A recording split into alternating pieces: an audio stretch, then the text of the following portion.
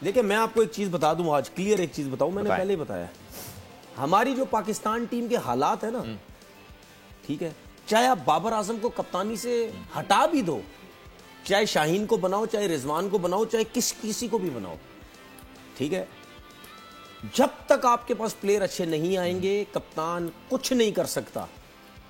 نہیں تو تنویر بھائی یہ پلیئر اچھے نہیں ہیں تو ورلڈ کلاس پلیئر اب میں آپ کو بتاتا ہوں نا دیکھیں میں نے پہلے ہی بولا تھا بابر کی جگہ کسی اور کو کپتان بنا دو بالکل بولا کیسے جتوائے گا آپ کے پاس مڈل آرڈر ہے نہیں سپنر آپ کے پاس ہے نہیں ہے کھلاتے نہیں ہیں ٹھیک نہیں ہے میں وہ نہیں کہہ رہا کہ کھلاتے یا نہیں کھلاتے میں کہہ رہا ہوں ابھی جو ٹیم اس کے پاس ہے ہاں تو بینچ کیا ہوا ہے نا ابرار کو کیوں نہیں کھلا رہا بابر دیکھیں میں باری باری چلتے ہیں نا سٹیپ بائی سٹیپ دیکھیں کون سا کپتان ایسا ہوگا کہ جو ایسے لڑکے اپنی مرضی سے سلیکٹ کرے گا بولے گا میں ہار جاؤں بھائی وہ تو پوری کوشش کرے گا کہ 100% ہاں یہ جو شاداب کی جو کہانی چل رہی ہے نا کہ یار یہ ٹیم سے باہر کیوں نہیں ہوتا یہ میں بھی پوچھنا چاہتا ہوں مجھے بھی پتا چلے کون سی پاور ہے اس کے پیچھے کون لوگ ہیں اس کے پیچھے کیا بابر ہے اس کے پیچھے کیا سلیکٹرز ہے اس کے پیچھے کیا کوئی کوچنگ سٹاف میں سے کوئی ایسا بندہ ہے جو اس کے پیچھے ہے کون لوگ ہیں یا اس سے ہٹ کے کوئی آؤٹ سائڈر کوئی ایسے لوگ ہیں ٹھیک ہے جو بہت ہی پاورفل ہیں جو اس کو ہٹنے نہیں دے رہے دیکھیں میں نہیں مان سکتا یار اگر کسی لڑکے کی پرفارمنس نہیں ہے اور وہ as a leg spinner team میں آیا ہو تو اس سے آپ بولنگ نہیں کروا رہے ہو آپ بیٹسمین کھلائی جا رہے ہیں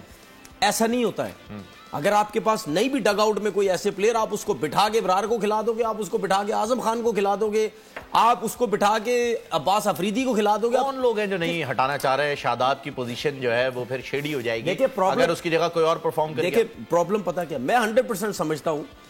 کہ کسی نہ کسی کو ضرور پتا ہوگا کہ یار یہ کیوں کھیل رہا ہے ایسا کبھی ہو سکتا ہے کہ کسی کی پرفارمنس نہیں ہے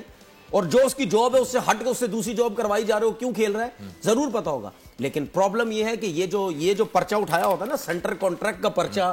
اس کی وجہ سے کوئی نکال نہیں سکتا وہ سب مجبور ہیں یا تو اگر چیئرمین صاحب جس طرح باقی کہتے ہیں میں یہ کام کر دوں گا